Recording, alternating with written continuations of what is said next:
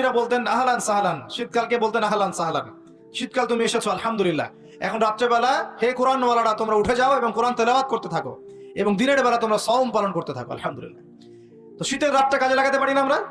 রাতের একটা অংশ ঘুমিয়ে যাবেন, শেষ অংশে উঠে তাহাজ্জুদ পড়বেন এবং কোরআন তেলাওয়াত করবেন এবং আল্লাহর কাছে হাত তুলে দোয়া করবেন। ইনশাআল্লাহ শেষ অংশে, রাতের শেষ অংশে আপনি যে দোয়াই করবেন, আপনার রিজিক যদি হালাল হয় ইনশাআল্লাহ কবুল হয়ে যাবে। শীতকালকে কাজে লাগান। আবার দিনটা হয় ছোট, তাই দিনের বেলা আপনি সওম বা রোজা রাখতে পারবেন। আল্লাহ পাক তৌফিক দান করুন।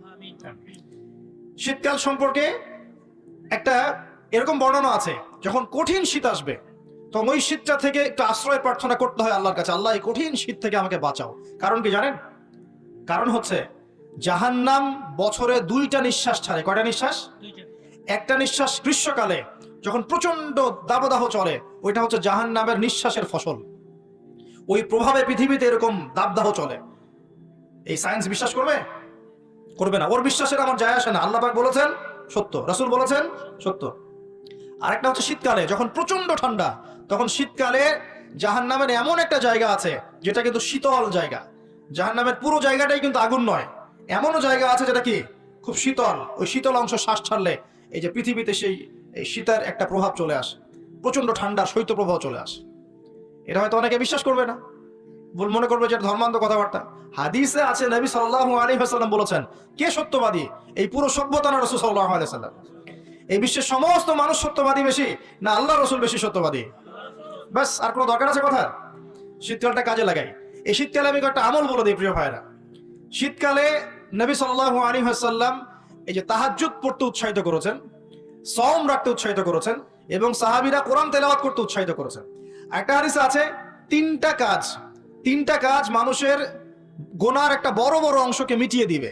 1 নম্বর কাজ হচ্ছে সংকটকালীন অবস্থায় দান, মানে আপনার দান করার এখন সামর্থ্য খুব কম, টাকা পয়সার টানা হেঁচড়া আছে, এখন আপনি দান করছেন, এই দানের বিনিময়ে আল্লাহ পাক গুনাহ আপনার মাফ করে দিবেন ইনশাআল্লাহ।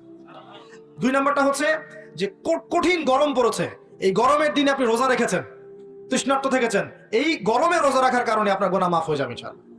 আরেকটা কাজ হচ্ছে প্রচন্ড শীতকাল, এই যে এখন শীতকাল পড়ছে, এই শীতকালে আপনি ঠান্ডা পানিতে ওযু করছেন কষ্ট করে, এই ওযুর বদৌলতে আপনার গুনাহগুলো মাফ হয়ে যাবে ইনশাআল্লাহ। এই 3টা কাজ শীতকালে পাওয়া যাচ্ছে না?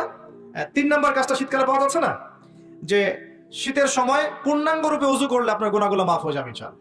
তো শীতকালে মাশাআল্লাহ আমাদের ওয়াজ মাহফিলগুলো হবে, ওয়াজ মাহফিলগুলোতে অ্যাটেন্ড করবেন, ঈমান রিচার্জ করবেন, রাতের বেলা তাহাজ্জুদ পড়বেন ইনশাআল্লাহ, তাড়াতাড়ি ঘুমিয়ে যাবেন যাতে করে শেষ রাতে আপনি উঠতে পারেন। রাতটা লম্বা হবে, একটা অংশে কোরআন তেলাওয়াত করবেন, একটা অংশে দোয়া করবেন ইনশাআল্লাহ তাআলা। আল্লাহ পাক দুনিয়া আখিরাতের যত হাজত আপনার পূর্ণ করে দিবেন ইনশাআল্লাহ। আর দিনের বেলা সম্ভব হলে সওম রাখবেন। প্রিয় ভাইরা, এভাবে আপনি রাতটা পার করলেন, দিনের বেলা এবার সকালে ঘুম থেকে উঠলেন, উঠে আপনি কি করবেন? নিজের মন গড়া পদ্ধতিতে উঠে বাথরুমে চলে যাবেন, নাকি একটু দোয়া কালাম পড়বেন?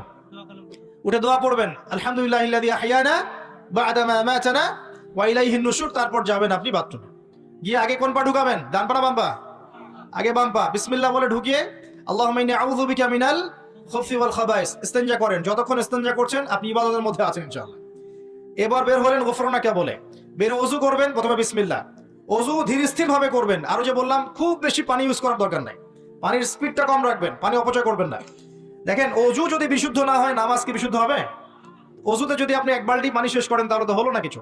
ওযুতে পরিমাণ মতো পানি ইউজ করেন, তারপরে ওযু শেষে কালিমা শাহাদা পড়লে আপনার জন্য জান্নাতের দরজাগুলো খুলে যাবে ইনশাআল্লাহ। এবার মেসওয়াক করলেন, ওযু শেষে, ওযুতেও মেসওয়াক করতে পারেন, শেষেও করতে পারেন।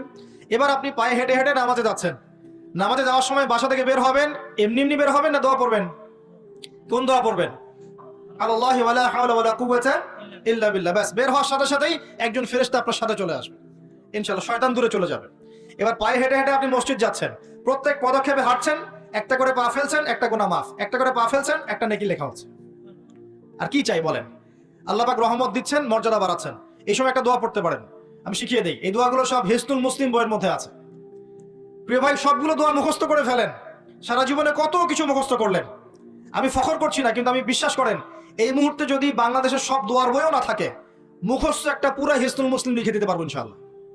পুরা বইটা মুখস্থ করে ফেলবেন ইনশাআল্লাহ। পারা যাবে না? যদি ইসলাম তো এমনই, পৃথিবীতে যদি কোনো কোরআনের কপিজ এখন না থাকে, এরকম কপিজ, এরকম লক্ষ লক্ষ হাফেজ, কোটি কোটি হাফেজে কোরআন আছেন, আগামীকাল হওয়ার আগেই, সূর্য ওঠার আগেই কোরআন লেখা শেষ হয়ে যাবে। হবে না? মুখস্থ করে ফেলবেন। সবকিছু অ্যাপসে নির্ভর হবেন না, বইয়ে নির্ভর হবেন না, নিজের জেহেনে নিয়ে নেবেন ইনশাআল্লাহ। এরপরে আপনি চলার পথে পড়বেন আল্লাহুম্মা ইজআল ফি কলবি নূরা ওয়া ফি লিসানি নূরা ওয়া ফি সামঈ নূরা ওয়া ফি বাসারি নূরা ওয়া আন ইয়ামিনি নূরান ওয়া আন শিমালি নূরান ওয়া মিন ফাওকি নূরা ওয়া মিন তাহতি নূরা আল্লাহুম্মা ইজআল ফি নাফসি নূরা। এই দোয়াটা পড়তে পারেন। এতে করে আল্লাহ পাক আপনাকে নূর দিবে। কি দিবে? নূর বা আলো দিবে ইনশাআল্লাহ। এই নূর আপনার জীবনেও লাগবে, কবরেও লাগবে ইনশাআল্লাহ। এবার নামাজে গেলেন, মসজিদে ঢুকবেন, কি এমনি এমনি না দোয়া আছে? ডান পা দিয়ে ঢুকবেন, দোয়া পড়বেন বিসমিল্লাহ ওয়াসসালাতু ওয়াসসালামু আলা রাসূলিল্লাহ আল্লাহুম্মা ইফতাহ লি আবওয়াব রাহমাতিক। একটা দোয়া আছে আউযু বিল্লাহিল আযীম ওয়া বিওয়াজহিল কারীম ওয়া সুলতানিহিল কদীম মিনাশ শাইতানির রাজীম। এটাও পড়তে পারেন। ব্যাস এই দোয়া পড়লে শয়তান থেকে আপনি নিরাপদে থাকবেন। নামাজে দাঁড়ালেন, এই যে ফজর পড়বেন, যোহর, আসর, মাগরিব, এশা, 5 ওয়াক্তের নামাজ পড়বো না? প্রত্যেক ওয়াক্তের জন্য একটাই নসিহত, সেটা হলো নামাজের বাহ্যিকতা গুরুত্বপূর্ণ, কিন্তু বাহ্যিকতার চাইতে বেশি গুরুত্বপূর্ণ হচ্ছে নামাজের আধ্যাত্মিকতা, নামাজের হার্ট, মানে মারিফত, ইহসান, খুশু, এগুলো বেশি ইম্পর্টেন্ট। নামাজে মনোযোগ ঠিক থাকছে কিনা খেয়াল রাখতে হবে। মনোযোগ বাড়ানোর বুদ্ধি কি? কয়েকটা টিপস বলে দেই। মনোযোগ বাড়ানোর বুদ্ধি হচ্ছে নামাজে যা বলছি মুখ দিয়ে, এগুলোর আরবির অর্থগুলো আপনার জানতে হবে। যদি আপনি অর্থটা জানেন, দেখবেন আপনার মনোযোগ অনেক বেড়ে গেছে ইনশাআল্লাহ। অর্থ না জানলে আপনি দাঁড়িয়ে থাকবেন, হাই তুলবেন, হাই, হুজুর তেলাওয়াত করছে, আপনি হাই তুলবেন, কারণ অর্থ আপনি বোঝেন না। একটু খেয়াল করেন, একটা এক্সাম্পল খেয়াল করেন। মনে করেন আপনার মা অসুস্থ, নাউজুবিল্লাহ, আপনার বাবা অসুস্থ, আল্লাহ না করুক, বা আপনাদের ছেলে সন্তান, মেয়ে সন্তান অসুস্থ। এখন আপনি কোনো উপায় নাই, ডাক্তার বলছে যে খুব সিরিয়াস অবস্থা, হয় না এমন মাঝে মাঝে? আচ্ছা, এখন আপনি সেজদায় পড়ে গেলেন, হাত তুললেন, তুলে আল্লাহকে বলছেন, আল্লাহ আমার বাবা অসুস্থ, আমার মা অসুস্থ, আমার ছেলে বা মেয়েটা অসুস্থ, আল্লাহ তুমি তাকে শেফা দান করো। এই কথাটা বলার সময় আপনার চোখ দিয়ে পানি ঝরে না? ফিলিংস আসে না? এই ফিলিংসটা কেন আসে? কারণ আপনি যা বলছেন আল্লাহকে, সেটা আপনি উপলব্ধি করতে পারেন, ফিল করতে পারেন। আর নামাজে কেন মনোযোগ আসে না? কারণ নামাজ আমি যা পড়ছি এটা তো আমি ফিলই করতে পারি না, আমি তো এই ভাষাটাই বুঝি না, অর্থই জানি না, কেমন করে ফিল করবো? এই জন্যই বলি কোরআনের অর্থ জানার দরকার নাই। অর্থগুলো না জানলে তো পরে আপনি মনোযোগ পাবেন না, তো ইহসান পাবেন না। তো এই জন্য নামাজে মনোযোগ বাড়ানোর প্রধান শর্ত হচ্ছে অর্থটা বোঝার চেষ্টা করতে হবে। কি পড়ছি সূরা ফাতিহায়, কি পড়ছি রুকুতে, কি পড়ছি সেজদায়, হ্যাঁ কি পড়ছি আমি তাশাহুদ, দরুদে, দোয়া, মাসুরায়, অর্থ জানতে হবে। এবং সেজদায় বেশি বেশি দোয়া করার চেষ্টা করবেন। নামাজ তাড়াহুড়া 3G 4G 5G তে যাবেন না, রিল্যাক্সে নামাজ পড়ুন, ইতমিনানের সাথে। জীবনে যত নামাজ পড়েছি, নামাজ সবচেয়ে সেরা নামাজ পড়েছি আমি ব্যক্তিগতভাবে বলছি, আমার জীবনে মক্কায় আর মদিনায়। নামাজ পড়লে দেখবেন মনে হবে যে আপনি মানে অন্য একটা জগতে চলে গেছেন। মাশাআল্লাহ, এত চমৎকার তিলাওয়াত, এত খুশু, বিনয়, নম্রতা, রিল্যাক্স, ধীর স্থির ভাবে 2 রাকাত ফজরের নামাজ পড়াচ্ছে, মাশাআল্লাহ 15 মিনিট 20 মিনিট সময় লাগছে। এবং তিলাওয়াত হচ্ছে, চোখ দিয়ে পানি না ঝরে যাবেই না, কারণ আপনি ফিল করবেন এই যে মদিনায় আমি দাঁড়িয়ে নামাজ পড়ছি, এখানেই তো কোরআন নাজিল হয়েছে। এই যে মক্কায় নামাজ পড়ছি, এখানেই কোরআন নাজিল হয়েছে, এই আয়াতগুলো এখানেই নাজিল হয়েছে, ফিল করতে হবে। তো এখন নামাজ যারা পড়াই, আমরা ইমাম সাহেব আছি, আমি রিকোয়েস্ট করবো যে নামাজটাকে একটু রিল্যাক্সের সাথে, খুশুর সাথে পড়াই। আমি জানি মুসল্লিরা এখন খুব ব্যস্ত, ইমাম সাহেব লম্বা করতে চাইলে মুসল্লি এসে ডিস্টার্ব করা শুরু করে, নাকি ইমাম সাহেব আপনার কি কাজ নাই, এত লম্বা করেন কেন? প্রিয় ভাইরা, দুনিয়াতে কেন এসেছি বলেন তো? দুনিয়াতে কেন আসছি আমরা? ওমা খালাকতুল জিন্না ওয়াল ইনসা ইল্লা লিয়াবুদুন। কার ইবাদত করতে আসছি? তো দুনিয়াতে নামাজই তো বেস্ট ইবাদত। এই ইবাদত করতে এত সময় হচ্ছে না, তাহলে দুনিয়াতে আসলাম কেন ভাই? দুনিয়া থেকে আমি শুধু বউ বাচ্চা, সন্তান সন্ততি আর ব্যবসা বাণিজ্য করতে আসছি? আল্লাহ পাক তো পাঠিয়েছেনই আমাকে ইবাদত করার জন্য, তাহলে আমি ইবাদতে এত তাড়াহুড়া কেন? রিল্যাক্স থাকেন, আল্লাহ পাক তৌফিক দান করুন। এইভাবে 5 ওয়াক্ত নামাজ পড়বেন, আল্লাহ পাক তৌফিক এনায়েত করুন। আর নামাজের কিছু বাহ্যিক মাসআলা আছে, এই মাসআলাগুলোকে নিয়ে কিছু ইখতিলাফ চলে আসছে দীর্ঘদিন থেকে। এই ইখতিলাফগুলোতে গিয়ে উম্মাহকে বিভক্ত করবেন না আল্লাহর ওয়াস্তে। যে যেটার উপর আমল করছেন আল্লাহর ওয়াস্তে করেন, কিন্তু এক ভাই আরেক ভাইয়ের সাথে গোশত কামড়াকামড়ি করেন। কথা কি বুঝতে পারছেন? এগুলো ইখতিলাফি মাসআলা, ফিকহি মাসআলা, উলামায়ে কেরামের মধ্যে ইখতিলাফ দীর্ঘদিন থেকে ছিল, থাকবে। যে যার মতো আমল করছেন, করতে থাকেন। যেটা আপনার কাছে বেশি সহি মনে হচ্ছে, যেটা আপনার কাছে বেশি গ্রহণযোগ্য দলিল মনে হচ্ছে, আপনি সেটার উপর আমল করেন, কোনো সমস্যা নাই। কিন্তু এই ইস্যুগুলোকে কেন্দ্র করে, মসজিদগুলোকে ভাগ করে করে উম্মাকে বিভক্ত করেন না। এতে কাফের, মুশরিক, মুনাফিকরা হাসে আমাদেরকে দেখে, ওরা আমাদেরকে দেখে হাসে, দেখো কি জাতি, কি বিষয় নিয়ে উম্মাকে বিভক্ত করে নিজেরাই আপসে বিভক্ত হয়ে গেছে। একটা বিভক্ত জাতিকে শাসন করা সহজ না ঐক্যবদ্ধ জাতিকে শাসন করা সহজ? বলেন।